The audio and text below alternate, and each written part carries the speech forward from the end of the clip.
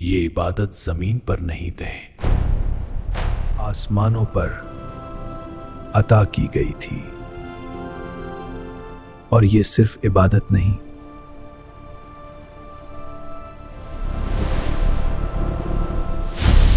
یہ ایک الہی ٹیکنالوجی ہے۔ آئیے آج نماز کو ایک بالکل ہی مختلف نظر سے دیکھتے ہیں، ایک ایسی نظر جو شاید آپ نے پہلے کبھی سوچی بھی نہ ہو۔ اسے ایک رسم نہیں بلکہ ایک الہی ٹیکنالوجی کے طور پر سمجھتے ہیں۔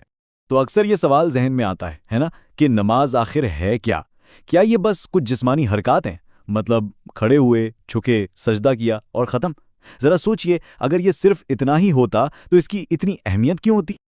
اصل میں اس کی خاصیت اس کی ایکسٹرا آرڈنری نیچر اس کی ابتدا میں چھپی ہوئی ہے۔ نماز کوئی عام حکم نہیں ہے، یہ ایک ایسا تحفہ ہے جو سیدھا آسمانوں سے آیا۔ اور یہ بات سمجھنا بہت ضروری ہے۔ دیکھیں، قرآن کی زیادہ تر وحی جو بھی احکامات آئے وہ زمین پر نازل ہوئے، لیکن نماز نازل نہیں ہوئی۔ اسے معراج کی رات آسمانوں پر گفٹ کیا گیا۔ یہ ایک تحفہ تھا جو براہ راست اللہ نے اپنے حبیب صلی اللہ علیہ وآلہ وسلم کو اپنے پاس بلا کر عطا کیا، زمین پر نہیں، آسمانوں پر۔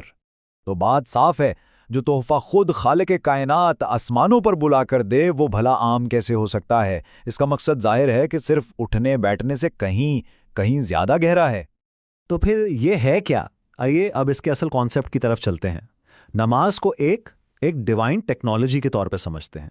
اچھا، اس ٹیکنالوجی کو سمجھنے سے پہلے یہ کلیئر کر لیں کہ نماز کیا نہیں ہے۔ اکثر ہم اسے ایک ریوارڈ سسٹم سمجھ لیتے ہیں، یا کوئی پوائنٹس کمانے کی اسکیم، یا شاید سزا سے بچنے کا کوئی شارٹ کٹ۔ نہیں، یہ ان میں سے کچھ بھی نہیں ہے۔ تو جب ہم لفظ ٹیکنالوجی استعمال کر رہے ہیں تو اس سے ہمارا مطلب کیا ہے؟ دیکھیے، ٹیکنالوجی کا مطلب صرف کوئی مشین یا گیجٹ نہیں ہوتا۔ ٹیکنالوجی بنیادی طور پر ایک ایسا سسٹم ہے، ایک ایسا پروسیس ہے جو ایک ان پٹ لیتا ہے اور ایک عمل سے گزار کر آؤٹ پٹ کے طور پر انسان کی کیفیت، اس کی حالت کو بدل دیتا ہے۔ اور نماز بالکل اسی طرح کام کرتی ہے۔ یہ ایک روحانی ٹیکنالوجی ہے۔ اس کا ان پٹ کیا ہے؟ ہماری بے چینی، ہمارا ٹوٹا پن، ہماری انا۔ پروسیس کیا ہے؟ خود نماز کا عمل۔ اور آؤٹ پٹ سکون، خود کو مکمل محسوس کرنا اور عاجزی۔ یہ کوئی اتفاق نہیں ہے، یہ اس سسٹم کا ڈیزائن ہے، اس کا مقصد ہے۔ تو اب سوال یہ ہے کہ یہ الہی ٹیکنالوجی آخر کام کیسے کرتی ہے؟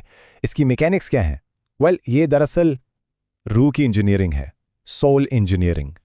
قرآن خود اس کی فنکشنالٹی بیان کرتا ہے۔ اللہ تعالیٰ فرماتا ہے، ان الصلاۃ تنہی عن الفحشاء والمنکر، بے شک نماز بے حیائی اور برے کاموں سے روکتی ہے۔ اب یہ صرف ایک اچھی بات یا اخلاقی نصیحت نہیں ہے، یہ ایک میکینیکل سٹیٹمنٹ ہے۔ یہ بتایا جا رہا ہے کہ یہ ٹیکنالوجی کرتی کیا ہے۔ یعنی اس کا مطلب یہ ہوا کہ نماز کو باقاعدہ ڈیزائن کیا گیا ہے ہماری خواہشات کو ریگولیٹ کرنے کے لیے، ہمارے نفس کو کنٹرول کرنے کے لیے، اور ہماری پوری سائیکالوجی کو ریسیٹ کرنے کے لیے۔ یہ ایک ایکٹیو سسٹم ہے، کوئی پیسو ریچول نہیں۔ اور اس کی انجینئرنگ کے مراحل کو دیکھیں، ہر ایک حرکت کا ایک مقصد ہے۔ جب ہم قیام میں کھڑے ہوتے ہیں تو یہ روحانی الائنمنٹ ہے، ہماری روح الہی توانائی سے جڑتی ہے۔ جب ہم رکوع میں جھکتے ہیں تو ہماری انا، ہمارا ایگو جھکتا ہے، اور پھر سجدے میں یہ انا مکمل طور پر ٹوٹ جاتی ہے، فنا ہو جاتی ہے۔ ہر ایک عمل کا ایک گہرا نفسیاتی اور روحانی اثر ہے۔ اور یہ اتنا اہم کیوں ہے؟ سوچئے، قرآن میں نماز کا ذکر تقریباً 67 ٹائمز آیا ہے۔ 67 ٹائمز! قرآن میں کوئی بھی بات بنا وجہ نہیں دہرائی جاتی۔ جو چیز بار بار آئے وہ سسٹم کا کور پلر ہوتی ہے۔ انسان کی فطرت ہے کہ وہ بھٹکتا ہے، بار بار بھٹکتا ہے۔ تو نماز کیا ہے؟ یہ ہمیں بار بار واپس لانے والا نظام ہے، ایک طرح کی اسپرچول ریکال ٹیکنالوجی۔ اس پر عظیم اسکالر امام فخر الدین رازی نے کیا خوب کہا ہے۔ وہ فرماتے ہیں کہ انسان کا دل بکھرا ہوا ہوتا ہے، نماز اسے ایک نقطے پر سمیٹ دیتی ہے۔ کیا زبردست بات ہے! یعنی نماز ہمارے نفس کی ری پروگرامنگ ہے، ہماری بکھری ہوئی توجہ، ہماری سکیٹرڈ انرجیز، سب کو ایک مرکز پر لے آتی ہے۔ اور یہ سب کچھ ہمیں ہمارے آخری اور سب سے گہرے نقطے کی طرف لاتا ہے، مومن کی معراج۔ تو حاصل کلام یہ ہے کہ نماز صرف ایک رسم نہیں، یہ اس سے بہت بڑھ کر ہے۔ یہ ایک ریکنیکشن کا عمل ہے، ایک ایسا سسٹم جو ہمیں ہماری اوریجنل سٹیٹ، ہماری فطرت یعنی سکون اور تسلیم کی حالت میں واپس لاتا ہے۔